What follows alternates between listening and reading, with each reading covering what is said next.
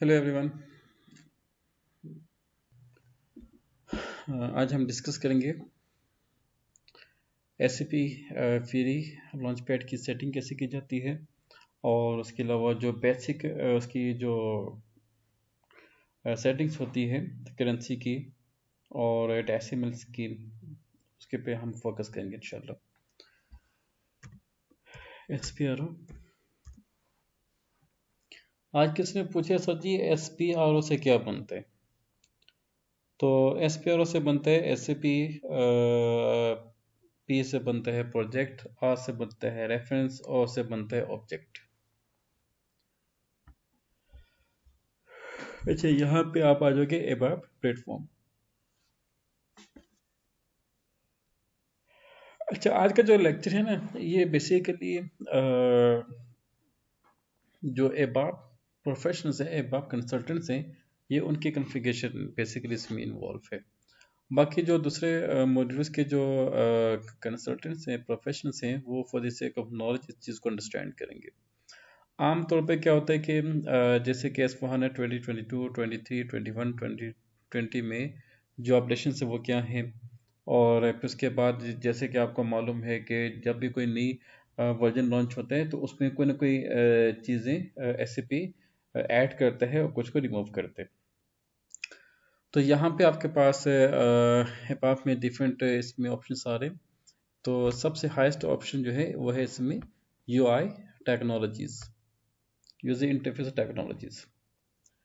अब इसके अंदर आपके पास एस ए पी यू आई 5 जो एक लेटेस्ट टेक्नोलॉजी है। उसके बाद है आपकी एस पी फ्यूरी। अब फ्यूरी बेसिकली आपका यूजर इंटरफेस होता है। अब जैसे कि अब आपके पास ये जो सेशन आ रहा है, ये वाला, इसको हम GUI कहते हैं। और जो फ्यूरी है वो उसमें ऐसा होता है कि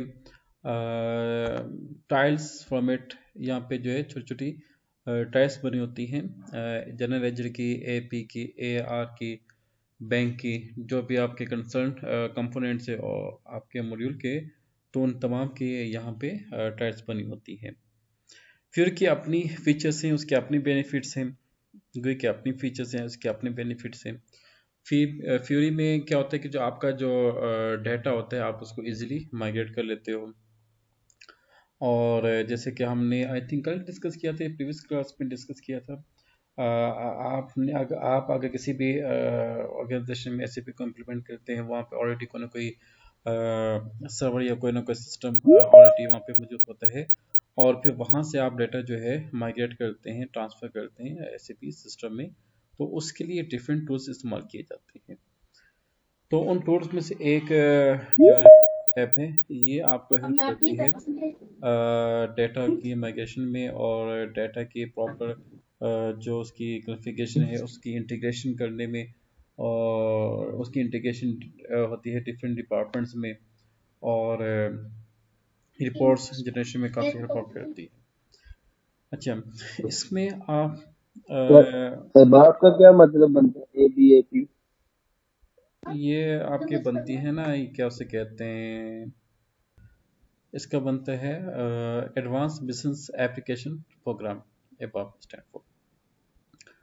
अच्छा, इसमें आपके पास इनिशियल सेटअप, और एक और चीज़ ये कि याद रखिएगा कि जब भी आप कोई फ्री या कोई भी इसमें कोई भी टूल आप इसमें एडजस्ट करते हैं, तो वो हमें परचेस करना पड़ता है, एसएपी से हमें उसको बकायदा परचेस करना पड़ता है।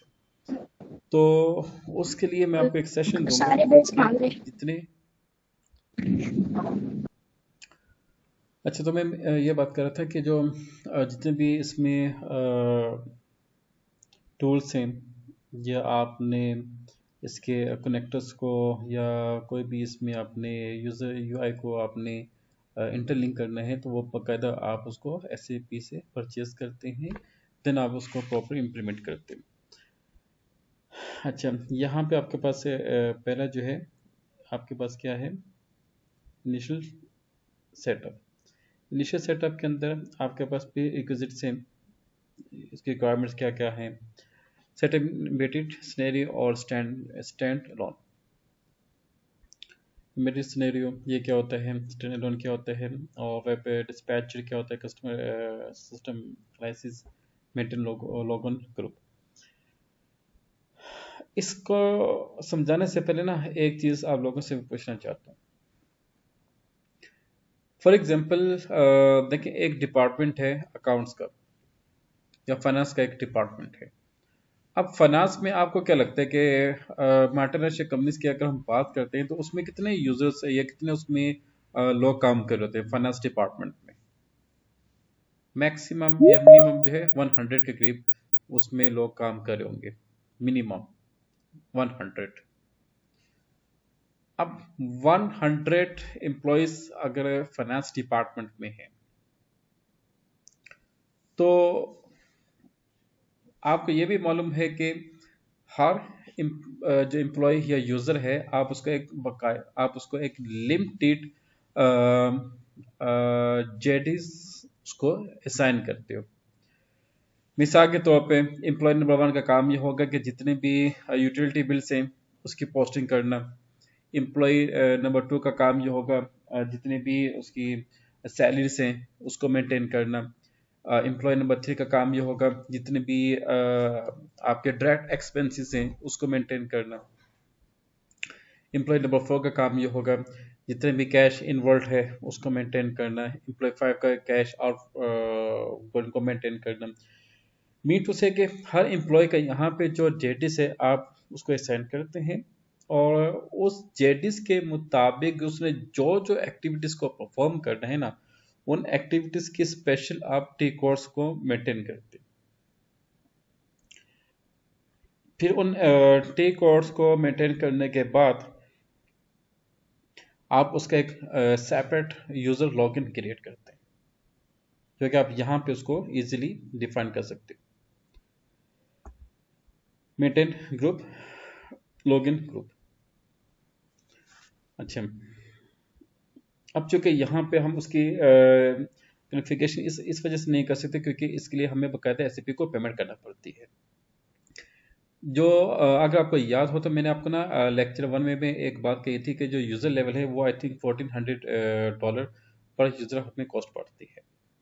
अच्छा, अभी आपको मैंने एक और बात ये बताई कि जितने भी हम यूजर्स को डिफाइन करते हैं ना, उन तमाम यूजर्स की जेडीज को पहले हमें डिफाइन करना होगा और उन जेडीज के मुताबिक हम उनको कंसर्न टी कोड्स प्रोवाइड करेंगे। एक और चीज़ ये है, इंडस्ट्रीज में कभी भी आपको इस तरह का कंप्लीट सिस्टम प्रोवाइड नहीं किया जाएगा। अच्छा, उसमें क्या होता है, उसमें आपका एक लॉगिन आईडी होगा। लॉगिन आईडी के बाद ये तमाम चीज़ें ख़त्म हो जाएंगी। जस्ट यहाँ पे आपको दिया जाएगा, फॉर एग्जांपल यहाँ पे है अकाउंटिंग है ना, अकाउंटिंग में आप आ जाओ general ledger, document entry FB50। तो FB50 का आप उसको उसका एक सेपरेट जो जेडिस बनती है ना, उसका आप सेपरेट लॉगिन बना लेते हो। अच्छा, सेकंड ये कि जब भी फाइनेंस डिपार्टमेंट, सॉरी, जब भी अकाउंटेंट या यूजर, ये हम यूजर्स की बात करें, ओके। अच्छा, जब भी आपने यूजर्स की जेडिस के मुताबिक टी कोड्स को डिफाइन करना ना, तो उसमें एक तो FB50 आ जाएगा और यहाँ पे आपकी उसकी जनरल पोस्टिंग आ जाएगी, इसको भी आप A2 फेवरेट्स कर दें। अच्छा, उसके बाद क्या होता है, डेफिनेटली जब वो एंट्री पोस्ट करेगा तो कोई ना कोई तो एरर या सस्पेंस तो लास्ट में उसमें इन्वॉल्व होंगी और उसमें आप जो है एक रिवर्स डॉक्यूमेंट ये भी आप उसमें ऐड कर दें उसके जेडिस में। अच्छा, जब भी वो एंट्री पोस्ट करेगा ना तो उसमें उसका डिस्प्ले भी आना चाहिए और उसके अलावा, अच्छा ये इस तरह से आ गई, और उसके अलावा यहाँ पे आप उसको देते हैं रिपोर्ट्स को, अपनी रिपोर्ट्स भी चेक कर सकते हैं। रिपोर्ट्स के लिए आप आ जाओगे अकाउंट्स में फैगल एल बी फैगल B03 आप उसको ये दे दें। और S/4HANA 2023 में एक नया टी कोड है जिसको हम कहते हैं फैगल L03H।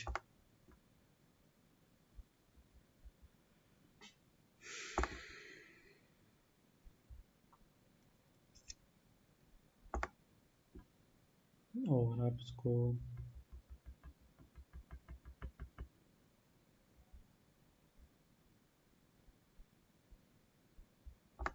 ये भी इसको दे दें फैगल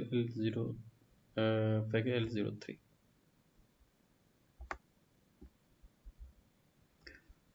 अच्छा, अब ये क्या है, ये आपने अपने अकाउंटेंट को जेडी से सेंड कर दी। अब अकाउंटेंट अपना एससीपी को जब भी लॉग इन करेगा ना, तो उसके पास सिर्फ ये तमाम टी कोड्स की एक्सेस होगी, बाकी की एक्सेस नहीं होगी। This is called user level licence. आपने अगर उसको फ्यूरी में लेके आना है तो उसके लिए बैक एंड के ऊपर आप यहाँ पे उसकी सेटिंग करेंगे, सारी कॉन्फ़िगरेशन करेंगे। अच्छा, एम्बेडेड सिनेरियो में आप वन क्लाइंट गेटवे है बाय टास्क लिस्ट। यहाँ पे ये देखो ये क्या आ रहा है, one client gateway setup by task list. अब यहाँ पे मतलब डिफरेंट आप उसको टर्म्स यूज कर सकते हैं, जैसे मैं जेडिस यूज करता हूँ, आप टास्क लिस्ट भी यूज कर सकते हो। अब एक अमेरिकन एक्सेंट में आ जाता है और ब्रिटिश में आ जाता है कि भाई आपने जेडिस यूज करनी है या टास्क लिस्ट और जेडिस दोनों ऑलमोस्ट सेम ही होती है। तो अब यहाँ पे मैंने क्या किया, ये जेडिस या टास्क लिस्ट मैंने एक पार्टिकुलर अकाउंटेंट को असाइन कर दी है और बैक एंड के ऊपर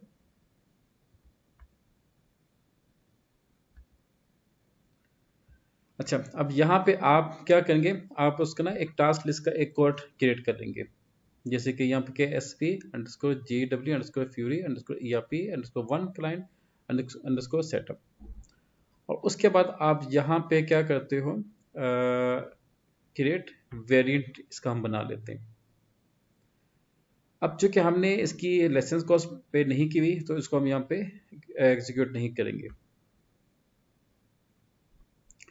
अच्छा, एक और चीज़ ये है कि जो अभी जो लेटेस्ट एसएपी के वो आ रहे हैं ना, सर्वर्स आ रहे हैं, उसमें एसएपी क्या काम करता है, एक ऐसा उसने सिस्टम बना दिया कि आप उसको बताएं, आप उसको एक जो रोड मैप के अंदर हम क्लाइंट का जो डेटा कलेक्ट करते हैं ना, फॉर एग्जांपल के 100 एम्प्लॉयज़ हैं और हर एम्प्लॉय के ये जेडीस हैं, तो आपने एक सारा एक प्रोजेक्ट उसको स्ट्रक्चर बना के एससीपी को दे दिया, तो वो सारा का सारा प्रोजेक्ट स्ट्रक्चर के मुताबिक आपकी यूजर्स लॉगिन भी क्रिएट करेगा और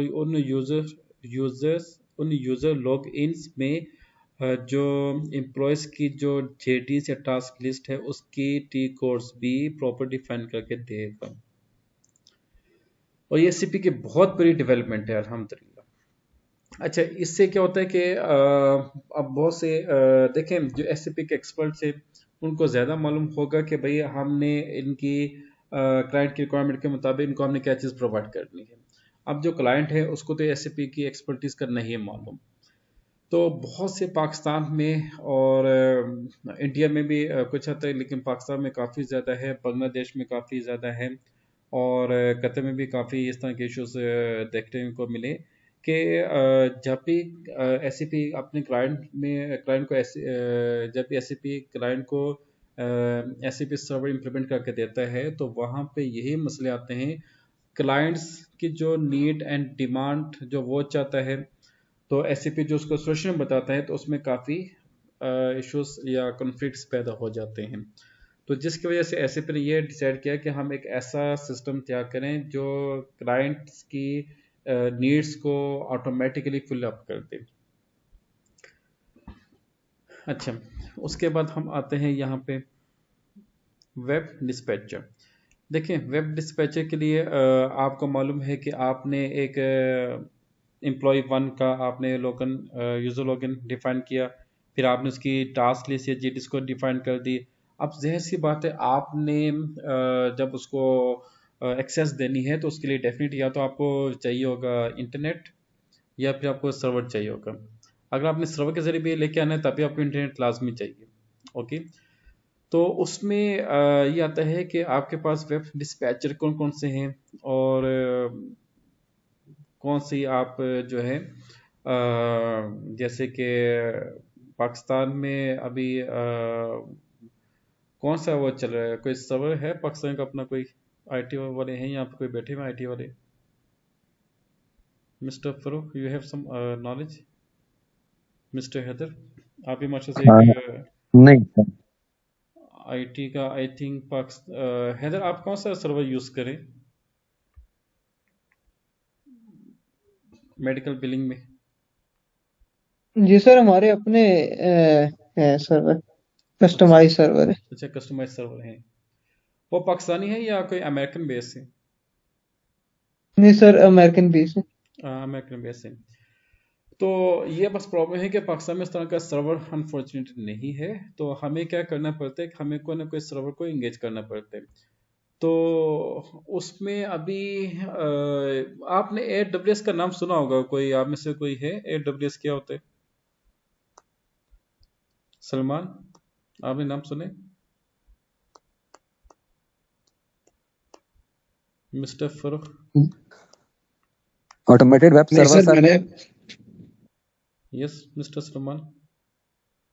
नहीं सर, मैंने नाम नहीं सुना। काफ़ी फेमस है। इमरान खान, आपने तो नाम सुना होगा डेफिनेटली, आप वैसे भी आईटी में आपका थोड़ा बहुत मैंने देखे, आपकी काफ़ी अच्छी इसमें नॉलेज है। सर इसका AWS, ऑटोमेटेड वेब सर्वर है sir. Sorry? Automated web server. अच्छा अच्छा, ये क्या करता है? सब जहाँ तक हमारी सर थोड़ी नॉलेज है सर, के देखे कोई भी चीज जो होती है ना, वो जब क्लाउड बेस पे आती है हम्म तो उसको लाजमा सर वो ऑटोमेटेड वेब सर्वर के थ्रू ही मेंटेन किया जाता है, हम्म क्योंकि उसकी कॉन्फ़िगरेशन वगैरह, उसकी मेंटेनेंस वगैरह, उसकी कंट्रोलिंग वगैरह सब AWS के थ्रू ही होती है। जहाँ तक मुझे लगता है कि AWS, आपने क्या बोला? Automated automated web server. Automated web server, मुझे लगता है कि ऑटोमेटिक के बजाय शायद अमेजोन तो नहीं? आप जैसे नहीं कंफ्यूज सर, हो अभी कंफर्म कर लेते हैं सर। ये इमरान खान कहाँ पे आज इसमें है? AWS जो है ये अमेजोन एक वेब सर्विस है जो कि सर्वर भी और स्टोरेज भी ये प्रोवाइड करते हैं। अच्छा, उसके बाद अच्छा, ये इस SAP का अपना भी सर्वर है, और SAP का भी जो लेटेस्ट सर्वर है जो स्नेकवर्क किया हुआ है, SF सक्सेस फैक्टर। तो ये आपको देखना होगा कभी आप वेब डिस्पैचर किसके साथ आपने इंटरलिंक करना है, कि आपने SAP का अपना सर्वर यूज़ करना है या कोई सेकंड या थर्ड पार्टी को आपने इंगेज करना है। तो उसके मुताबिक आप जो है यूजर्स को कनेक्ट करते हो मेन सर्वर के साथ थ्रू कनेक्टर्स। तो वो एक अच्छा, अब ये जो वर्किंग है ना कनेक्टर्स की, ये SAP का एक मॉड्यूल है जिसको हम कहते हैं SAP cloud sales and services, उसमें चीज़ें इन्वॉल्व होती हैं। अच्छा, उसके बाद है आपका assign launch pad authorisation to users. अब यहाँ पे हम ये बात करते हैं कि भाई आपके जो यूजर्स हैं उनको तो, उनके ऊपर भी तो कोई ना कोई एक बॉस बैठा होना चाहिए ना, मतलब अब अकाउंटेंट है, अकाउंटेंट के सो एक असिस्टेंट अकाउंटेंट है।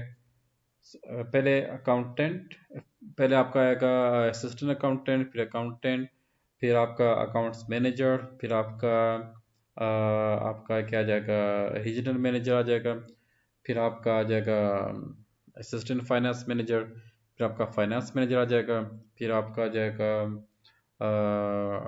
CFO, और फिर उसके बाद आपका फाइनेंस डायरेक्टर आ जाएगा, जिसकी हायरार्की बनती है। अब जितनी भी ये हायरार्की है ना, इन तमाम के पास एक एक्सेस होती है जिसको हम कहते हैं सुपर एक्सेस होती है, सुपर यूजर एक्सेस होती है। अब उसका क्या बेनिफिट है या वो कैसे होती है, ये देखें। अब यहाँ पे जैसे कि अभी मैंने यहाँ पे ना एक डिफाइन किया FP50। अच्छा, अब आपको ये भी यहाँ पे माशा से सब फाइनेंस के प्रोफेशनल सब प्रोफेशनल बैठे हुए हैं। अब मुझे आप सब एक बात बताएं, क्या अकाउंट्स अकाउंटेंट या अकाउंट्स मैनेजर या असिस्टेंट फाइनेंस मैनेजर, इन सब ने जो भी ट्रांजैक्शंस की सुपरविजन करनी हो या उसकी पोस्टिंग करनी हो, क्या टॉप अथॉरिटी की सुपरविजन या परमिशन के बिना ये ट्रांजैक्शन कर सकते हैं या नहीं? यस और नो, तमाम मुझे इसका आंसर दें फौरन। अच्छा, सवाल की समझ आ गई या मैं रिपीट कर दूं? सर रिपीट करें सर। अच्छा देखें, एक कंपनी के अंदर ना एक हिरार्की होती है ना, डेटा एंट्री ऑपरेटर आता है, फिर उसके बाद असिस्टेंट अकाउंटेंट, फिर उसके बाद आपका accounts manager, assistant finance manager, फिर आपका सीएफओ, फिर जीएम फाइनेंस, फिर डायरेक्टर फाइनेंस डायरेक्टर, इसकी एक हिरार्की बनती है। अब इसमें जितने भी ऑफिसर्स इन्वॉल्व हैं, हर ऑफिशियल जो है अपनी टॉप मैनेजमेंट अपनी जो बॉस है उसकी परमिशन या सुपरविजन के बिना ट्रांजैक्शन नहीं कर सकता। मिसाल के तौर सर पे समटाइम पॉसिबल होता है सर। वो पता नहीं फिर कहाँ पे पॉसिबल है। अगर पॉसिबल होते हैं फिर आपको एक बकायदा अथॉरिटी दी जाती है, और उसमें अगर कोई सर इश्यूज आ मैं जाते उसकी हैं। रीजन भी बताता हूँ ना सर, रीजन भी बताता हूँ सर। उसकी रीजन ये है सर कि देखें, एक ट्रांजेक्शन अगर आपने पोस्ट करनी है तो पहले उसके ऊपर एक कंसर्न होता है जी कि इसको हम करें कैसे। ठीक है, सपोज कि मैं अगर अपनी मिसाल दूं तो जब मुझे कोई ट्रांजेक्शन पोस्ट करनी होती है तो मैं अपने सीएफओ मुझे इतना कह देता है कि यार इसको आप पोस्ट कर दे। ठीक है, पोस्ट सर मैंने करनी है ना, परमिशन तो ऑलरेडी मुझे मिल गई है। अब मैं जैसे चाहूँ उस एंट्री को पोस्ट करूं, मुझे पता है सर कि मैंने पोस्ट करनी है एंट्री, तो रिस्पॉन्सिबिलिटी सर फिर मेरी होगी ना। I want to say something, if you allow me please. Yes sir. Salman, आपको मेरा पॉइंट समझ आ गया? सलमान, मिस्टर सलमान। अच्छा, अब इसके लिए एक और चीज़, यूज़र फाइल हम एक क्रिएट करते हैं।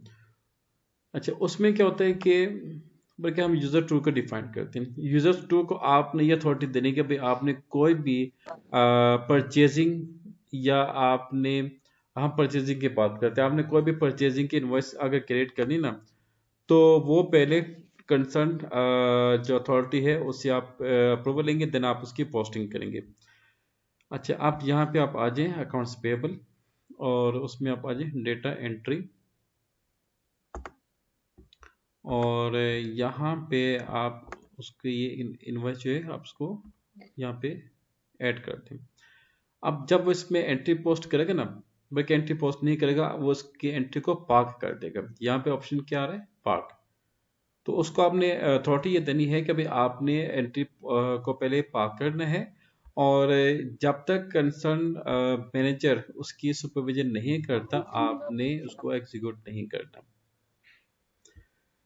अच्छा, उसके बाद क्या होगा? सर यहाँ होल्ड में और पार्क में क्या फर्क होगा सर? अच्छा, होल्ड का मतलब ये होता है कि आपने एक डॉक्यूमेंट बना लिया और उसमें कुछ एरर्स, कुछ प्रॉब्लम्स उसमें आपने फाइंड आउट की, तो आप उसको होल्ड कर दोगे। पार्क का डॉक्यूमेंट ये होता है कि आपने एक डॉक्यूमेंट बना दिया, उसमें कोई एरर नहीं, उसमें कोई इश्यूज नहीं, उसमें कोई मिस्टेक्स नहीं, बट आपने उसकी सुपरविजन करनी है, तो आप उसको पोस्ट के बजाय टेम्परेरी सेव करते हैं। टेम्परेरी सेव का मतलब पार्क होता है। याद रखिएगा, जब आप कोई भी एंट्री को पोस्ट करेंगे ना, तो वो डेटाबेस में चली जाएगी। पोस्ट के बाद आप सुपरविजन नहीं कर पाएंगे, पोस्ट से पहले आप सुपरविजन कर पाएंगे। अच्छा, अब यूजर्स हाँ जी, ये बिल्कुल ऐसा ही है ना। ये बिल ये बिल्कुल ऐसा ही है ना, जैसे बैंक में एक पेमेंट अपने ही अकाउंट में अगर कराने जाए, किसी को ट्रांसफर करने जाए, तो जो टेलर होती है वो उसको एंट्री को पोस्ट करने से पहले कहती है जाए जो है यहाँ पे ऑपरेशन मैनेजर, उससे इसकी सुपरविजन कराए। वो जी, उसको रीचेक करता है, वहां से सुपरविजन हो गई तो फिर यहाँ से टेलर उसको ऑथराइज करेगा, वो पोस्ट हो जाएगी। वेरी गुड, सेम, बिल्कुल ऐसे ही होता है कि यहाँ पे तो वो डेटा एंट्री तो कर देगी और आपको बोलेगी कि आप सुपरविजन करवा के तो सुपरविजन जो है वो ऑपरेशन डिपार्टमेंट करते हैं। अच्छा, अब मैं वही आपको बताने वाला था, ये है यूजर 2। ओके, यूजर 2 को आपने क्या एथॉराइज किया कि भाई आपने कोई भी एंट्री पोस्ट नहीं करनी और आपने उसको पार्क करना है। अच्छा, अब हम आते हैं यूजर 3 में। यूजर 3 को आपने ये अथॉरिटी देनी है कि भाई जो यूजर 2 ने ट्रांजेक्शन्स को पार्क किया हुआ ना, आपने उसको क्या करने, पोस्ट करने। तो उसके लिए ये है FV60, ये हम उसको असाइन कर देंगे यूजर 3 को। और इसमें क्या होगा, यूजर 3 यूजर 3 जो है यूजर 2 की जो एंट्री है उसको पोस्ट कर देगा, उसकी सुपरविजन के बाद पोस्ट कर देगा। अच्छा, एक ये भी है आपके पास ऑप्शन है, टी कोड है, सॉरी, और एक और टी कोड है यहां पे। आप आ जाए डॉक्यूमेंट, डॉक्यूमेंट के बाद ये पार्ट डॉक्यूमेंट, ये पोस्ट एंट्रीड, एक ये भी उसके पास ऑप्शन होगा, ये ठीक। ये यूजर 3 के आपने ये दो टी कोड्स असाइन कर दिए। अच्छा, अब FP इसमें क्या होगा, यूजर 2 ने जो डॉक्यूमेंट पार्क किया है, यूजर 3 उस डॉक्यूमेंट को ओपन करके उसकी सुपरविजन करके उसको चेक करके उसकी पोस्टिंग कर देगा, या फिर उसको चेक करने के बाद वो डॉक्यूमेंट जो है वो सेव कर देगा, सेव एज कंप्लीटेड। और फिर उसके बाद यूजर 2 जो है यूजर 3 की सुपरविजन के बाद अपना वही डॉक्यूमेंट ओपन करेगा और उसको पोस्ट कर देगा। एक तो ये भी ऑप्शन है। दूसरा ऑप्शन ये है कि जो यूजर 3 है वो क्या करेगा, सुपरविजन भी खुद करेगा और उसकी पोस्टिंग भी खुद ही कर देगा। Is this point clear? Sir ये जो हम फेवरेटिज में डाल रहे हैं, ये असाइनमेंट तो नहीं ना हो रही? नहीं, क्लियर है सर जी। असाइनमेंट नहीं हो रही, ये मैं आपको ना एक वैसे समझाने के लिए ये ओवर कह रहा हूँ। डाल रहे हैं। देखें, ओके सर। जितने यूजर्स होते हैं ना, उनको जब आप टास्क असाइन करते हो उनके जेडिस के मुताबिक, तो कौन कौन से टी कोड्स आपने किन किन यूजर्स को असाइन करनी है, I am talking about this topic. Okay, as alright a sir. Consultant, right. तो इसमें आपने देखने के, जैसे कि वो मैंने आपको पहले लेक्चर में बताया था कि भाई पहले आप अपने कंपनी का सारा वो मैकेनिज्म अंडरस्टैंड करते हैं कि कौन कौन से इसके एम्प्लॉयज होंगे और फिर उनकी जेडिस क्या होंगे, फिर आपने उनको कौन कौन से टास्क या जो लिस्ट है आपने उनको सेंड करने। तो ये वो वाला टॉपिक है। अच्छा, उसके बाद है क्रेडिट मेमो। अब क्रेडिट मेमो जो है ये आप यूजर नंबर 4 को दे दो, और उसमें भी आपके पास ऑप्शंस आ जाती हैं। क्रेडिट मेमो अगर आप करते हो तो उसमें भी पार्क ऑप्शन मौजूद होगा। तो अगर आप ये चाहते हैं कि यूजर 4 जो है ये तमाम क्रेडिट मेमोस की एंट्रीज को पार्क कर दे और जो यूजर 5 है वो उसकी पोस्टिंग करता जाए। अच्छा, एक और चीज ये है कि जो यूजर 7 है वो इन तमाम ट्रांजेक्शन की भी सुपरविजन कर सकते हैं। अच्छा, उसको आप क्या करेंगे, यूजर 7 को आप ये तमाम जो टी कोड्स हैं आप ये उसको सेंड कर दें। वो उसका काम क्या होगा, जस्ट इसकी सुपरविजन करता जाएगा। और जहां पे भी यूजर 7 को मालूम हो कि भाई ये एंट्री यहाँ पे ये डॉक्यूमेंट गलत यूज हो रहा है या फिर ये एंट्री गलत इस्तेमाल हो रही है, वो उसको होल्ड कर देगा। क्योंकि होल्ड का मतलब क्या होता है, अभी मैंने आपको बताया कि होल्ड का मतलब ये होता है कि अगर कोई भी ऑफिशियल ये समझे कि इस डॉक्यूमेंट में कोई इश्यूज हैं, कोई एरर है, कोई मिस्टेक है, तो आप उसको होल्ड पे लेके आते हो।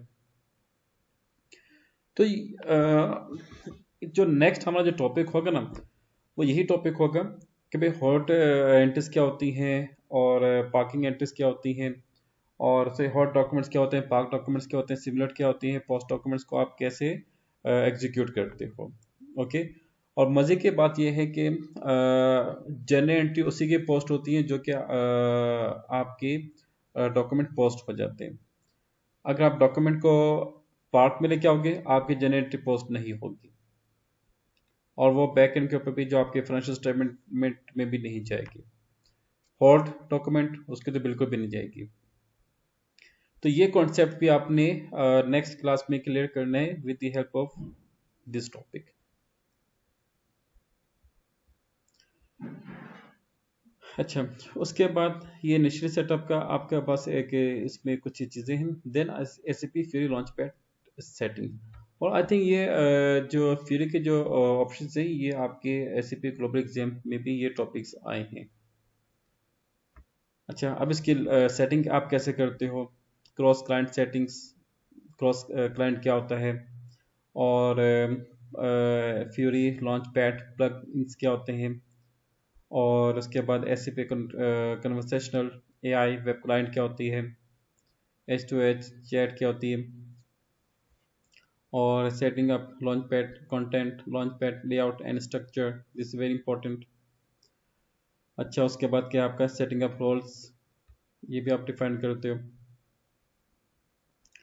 और इसके बाद अच्छा ये यहाँ तक इसको आपने क्लियर करना है, ये आपका यहाँ तक आ जाएगा फ्यूरी में।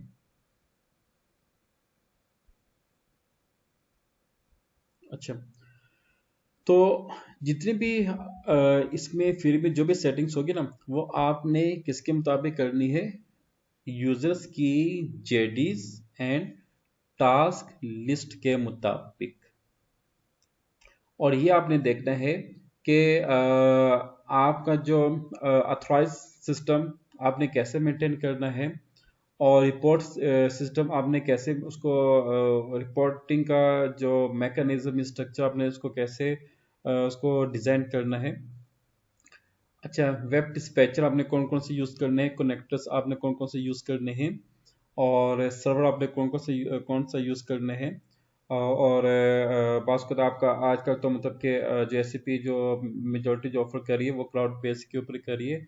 होप्स हो के जो प्रीमियस बेस है ये ख़त्म हो जाए, और अगर ये ख़त्म ना हुआ तो एससीपी की नई कुछ डेवलपमेंट्स आई हैं, FEU, EFU, FEU। अच्छा, FUI एक नई मतलब कि एससीपी की एक टेक्नोलॉजी है। इससे क्या होता है कि बास का अब चूंकि एससीपी सर्वर काफ़ी कॉस्टली पड़ जाते हैं ना, तो कुछ इंडस्ट्री ये चाहती हैं कि भाई हम ना एक लाइसेंस लें, उस एक लाइसेंस से हम मल्टी यूजर्स को डिफाइन करते हैं। तो उसके लिए BSCP के पास एक अच्छे से ऑप्शन हैं।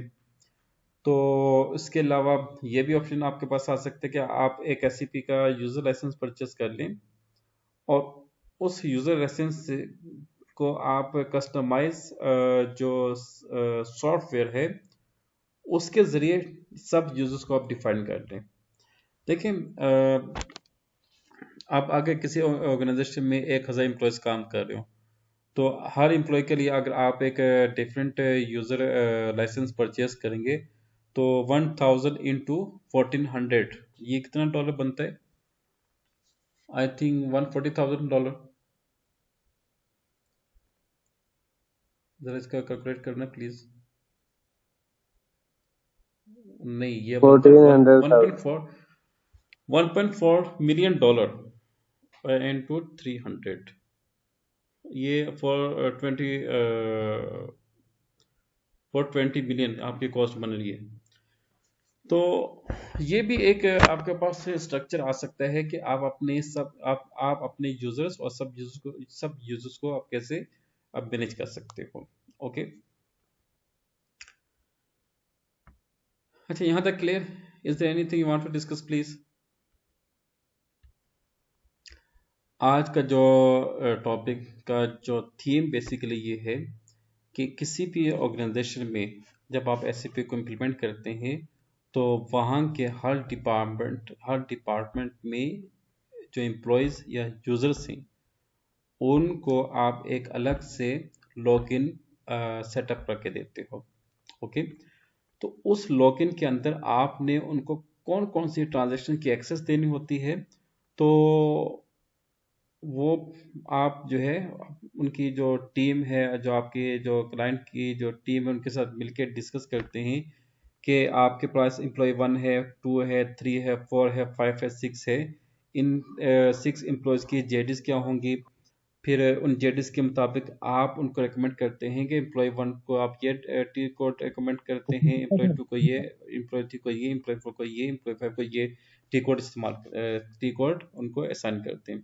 और फिर वही जो एम्प्लॉयज हैं वो सिर्फ उसी पार्टिकुलर टी कोड्स को ही यूज कर सकते हैं, बाकी उनके पास किसी टी कोड को यूज करने की अथॉरिटी नहीं होती।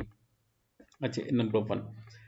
नंबर 2, एससीपी की, अच्छा नंबर 2 जो हम लोग ने उनके यूजर्स को डिफाइन करना है ना, तो उसमें एससीपी का एक कंसर्न जो यहाँ पे कॉन्फ़िगरेशन है पार्ट में, वो है UI technology, user interface technology. उसमें हमने डिस्कस किया फ्यूरी को, और फ्यूरी के अंदर हम ये डिस्कस करते हैं कि भाई लॉन्च पैड सेटिंग्स कैसे करनी है, और फिर उसके बाद आपने यूजर्स को डिफाइन करना है, फिर उनके ऑथराइजेशंस। अब जैसे बात है, जो 10 या 15 या 5 जितने भी यूजर्स होंगे, उन तमाम यूजर्स को मैनेज करने के लिए एक अथॉराइज पर्सन भी होगा जो उनको सुपरवाइज करेगा। तो वो जो अथॉराइज पर्सन होता है उसको हम कहते हैं, उसको हम अलाउ करते हैं सुपर यूजर्स। अच्छा, तो सर फायदा कोई नहीं, पूरा सब बुखार हुआ। ओके स्टूडेंट, आप इसकी इस लेक्चर को सुन के बाद इसके अच्छे से नोट्स बना के फिर आपने मुझे इसकी असाइनमेंट प्रेजेंट करनी है। Thank you so much.